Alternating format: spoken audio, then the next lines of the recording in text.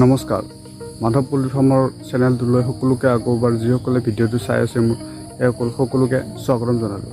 ভিডিঅ'টো চাই আছে আপোনালোকে মোবাইলতে চাই, গতিকে ভিডিঅ'টো অ'পেন কৰিলেতো দেখাই পাব। গতিকে সেইকাৰণে ক'লোঁ যে সকলোকে স্বাগতম জনালোঁ। বহুত দিনৰ মূৰত সকলোৰে খবৰ ভালনে জনাব, খবৰবিলাক কমেণ্ট কৰি কেনে। বহুত দিন খবৰ লোৱা হোৱা নাই, সকলোৱে খবৰ লৈ আছে, কিছুমানে হোৱাটছআপত লয়, কিছুমানে কিবাত লয়, তাৰপিছত কমেণ্টতো দি আছে ভিডিঅ' ফাৰ্ম বাদ দিলে নেকি, কিবা দিলে নেকি, বহুতে নানান ধৰণৰ কুৱেশ্যন। সেইকাৰণে আজি আকৌ নতুন এটা ভিডিঅ' লৈ আহিছোঁ যে সঁচাকৈ এশ মুৰ্গী পুহি কিমান টকা ইনকাম কৰা সম্ভৱ।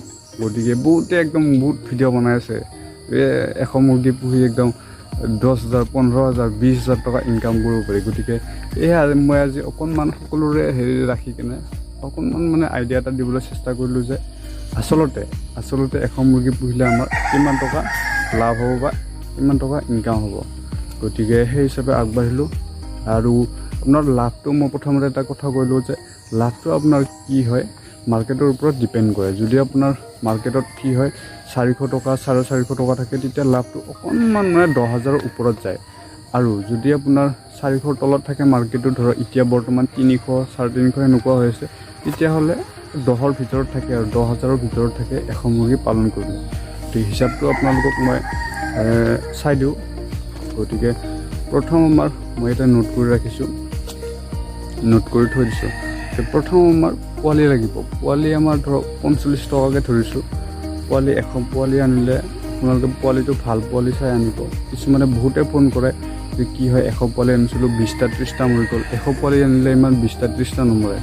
গতিকে সেইকাৰণে কি কৰিব, পোৱালিটো আপোনালোকে ভাল চাই আনিব।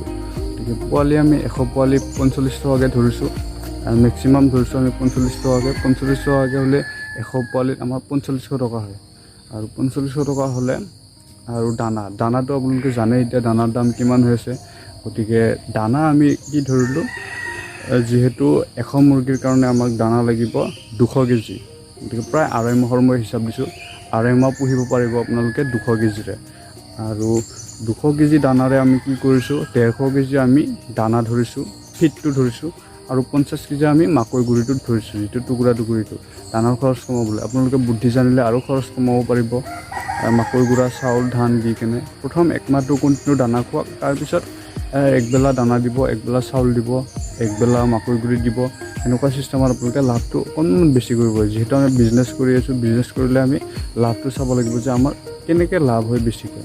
গতিকে সেইটো হিচাপ লৈ আমি আগবাঢ়িব লাগিব। যদি অকল আমি দানাই দি থাকোঁ, এনি টাইম যদি দানা ভৰ্তি কৰি থৈ দিওঁ, তেতিয়াহ'লে আমাৰ লাভৰ পৰিমাণ বহুতো কমি যাব। গতিকে বলক আকৌ আগবাঢ়োঁ আগলৈ। 150 কেজি দানা আৰু 50 কেজি আমি মাকৈ গুড়ি ধৰিছোঁ। পিকচাৰটো কেনেকুৱা আহিছে আপোনালোকে জনাব। আৰু 150 কেজি দানা আমি ধৰিলোঁ 3 বেগ দানাত আমাৰ 6,900 যায়। গতিকে আমি 7,000 টকা ধৰিলোঁ। আৰু মাকৈ গুড়ি 50 কেজিত আমাৰ 1,000 টকা ধৰিলোঁ। গতিকে পোৱালিত 4500 টকা, দানা প্লাছ মাকৈত আমাৰ 8,000 টকা গ'ল। মেডিচিনত আমাৰ 500 টকা ধৰিছোঁ। 500 টকা ইমান মেডিচিন নাযায়, গতিকে হ'লেও আমি 500 টকা ধৰিছোঁ, অতিৰিক্ত ধৰিছোঁ। তাৰপিছত আমাৰ আহিল টোটেল খৰচ কিমান হ'ল, 4,500 মুৰ্গী পোৱালি, তাৰপিছত 8,000 টকা দানা, 500 টকা মেডিচিন, টোটেল আমাৰ 13,000 টকা খৰচ হ'ল। গতিকে মই সকলোকে, যিবিলাকে মোৰ ঘৰত আহি কিনে সোধে যে 100 মুৰ্গী পুহিলে আমাৰ কিমান খৰচ হ'ব, গতিকে সেইসকলক সকলোকে কওঁ যে 100 মুৰ্গী পুহিলে 13,000ৰ পৰা 14,000 টকা খৰচ হয়। গতিকে আজি প্ৰায় টোটেলি হিচাপখন কৰি চালোঁ যে সিমানেই ওলায় হিচাপটো। গতিকে যেতিয়া আমি এই 13,000 টকা খৰচ কৰি 2.5 মাহ বা 3 মাহ যোনে যিমান পাৰে 2.5 মাহ বা 3 মাহ ৰাখিম আমি। সেই 2.5 মাহ বা 3 মাহ ৰখাৰ পিছত আমি কি কৰিম, বিক্ৰী কৰাৰ পিছত 2.5 মাহৰ পৰা 3 মাহৰ পিছত আমাৰ এটা মুৰ্গীৰ ওজন হ'ব প্ৰায় 700 গ্ৰামৰ পৰা 800 গ্ৰাম। কিন্তু বহুতে 1 কেজি 1.5 কেজি ক'ব পাৰে। তো সেইবিলাক 1 কেজি 1.5 কেজি আমাৰ যিটো অৰিজিনেল লোকেল সেইটো নহয় 2 মাহ 3 মাহত। গতিকে আমি 700 গ্ৰামকৈ ধৰিলোঁ এটা মুৰ্গীত। 700 গ্ৰামত পোৱালি যিটো আমি মৰ্টেলিটি 5টা ধৰিছোঁ, আপোনালোকে ভাল পোৱালি চাই আনিব। ভাল পোৱালি আনিলে 2টা বা 3টাৰ ওপৰত নমৰে। গতিকে যদি আপোনালোকে বেয়া পোৱালি আনে তেতিয়াহ'লে পোৱালি বহুত মৰিব। গতিকে 700 গ্ৰামকৈ আমি 95-95টা পোৱালি ধৰিছোঁ। 95টা আমাৰ 66.5 কেজি ওলাই আছে। গতিকে 66.5 কেজিত আমি যদি 400 টকাকৈ ধৰোঁ, বৰ্তমানতো 400 নাই, হ'লেও 400কৈ ধৰিছোঁ, আপোনাৰ ছিজন হিচাপ লৈ ধৰি আছোঁ। যদি 400কৈ ধৰোঁ তেতিয়াহ'লে আমাৰ হয় 26,600 টকা। গতিকে আপোনালোকে চিন্তা কৰক যে আমাৰ খৰচ হৈছিল 13,000 টকা আৰু এতিয়া আমি পাই আছোঁ 26,600 টকা, মানে ডাবল হৈছে ইয়াত। 13,000 খৰচ গৈছিল আৰু 13,600 টকা লাভ থাকিছিল। গতিকে 400 টকা আমি বাৰু ধৰা নাই। 400 টকা আমাৰ কেতিয়া হয় দামটো আপোনালোকক কৈ আছোঁ, জানুৱাৰীৰ 20 জানুৱাৰীৰ মানৰ পৰা সিফালে ফেব্ৰুৱাৰী, মাৰ্চ, এপ্ৰিল, মে এনেকৈ দামটো ধুনীয়াকৈ থাকি থাকে। গতিকে আমাৰ 26,600 টকা বোলো 400কৈ বিক্ৰী কৰিলে, গতিকে আমি যদি 800 গ্ৰামকৈ ধৰোঁ, 800 গ্ৰামটো হ'বই, 800 গ্ৰামকৈ যদি ধৰোঁ 76 কেজি হয়, 95টা পোৱালি। 76 কেজি হ'লে আমি যদি 300কৈ ধৰোঁ আমাৰ টোটেল হয় 22,800 টকা। গতিকে টোটেল খৰচ গৈছিল আমাৰ 13,000 টকা, বৰ্তমানৰ মাৰ্কেট লৈ ধৰিলোঁ। গতিকে 13,000 টকা খৰচ গ'ল, পালোঁ আমি 22,800 টকা। গতিকে 13,000ৰ পৰা 22,800 টকা মাইনাছ কৰি 22,800ৰ পৰা 13,000 টকা মাইনাছ কৰিলে আমাৰ থাকে 9,800 টকা।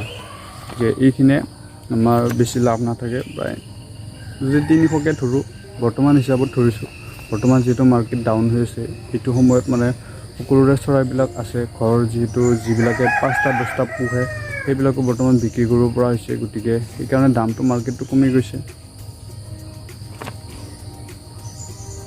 আৰু সেই হিচাপত ধৰিলে আমি যদি 300 টকাকৈ ধৰোঁ, 300 টকাকৈ ধৰিলে আমাৰ টোটেল লাভ থাকে 9,800 টকা, প্ৰায় 9,000 টকা ধৰক আপুনি। গতিকে আপোনালোকে গম পালে যে কিমান লাভ কৰা সম্ভৱ, প্ৰায় 9,800 টকা আমাৰ লাভ কৰা সম্ভৱ। আৰু যদি আমি কণীৰ কাৰণে কৰোঁ আমাৰ কিমান লাভ হয়, গতিকে সকলোৱে সুধি থাকে কণীৰ কাৰণে কৰিলে লাভ হয়নে নাই। কণীৰ কাৰণে কৰিলেও লাভ হয়, যদি আপুনি কণীটো যিবিলাক হেচাৰী আছে সেইবিলাকত যদি দিব পাৰে তেতিয়াহে আপোনাৰ লাভ হ'ব। গতিকে কেনেকৈ লাভ হ'ব, এখন মুৰ্গী আপুনি 5 মাহ লালন পালন কৰিব লাগিব। 5 মাহ লালন পালন কৰা ধেমালি কথা নহয়। এখন মুৰ্গী 5 মাহ লালন পালন কৰিলে প্ৰায় 25,000ৰ পৰা 30,000 মান টকা যাব। গতিকে সেয়াই আপোনাৰ পুঁজিটো আপোনাৰ থাকিব লাগিব।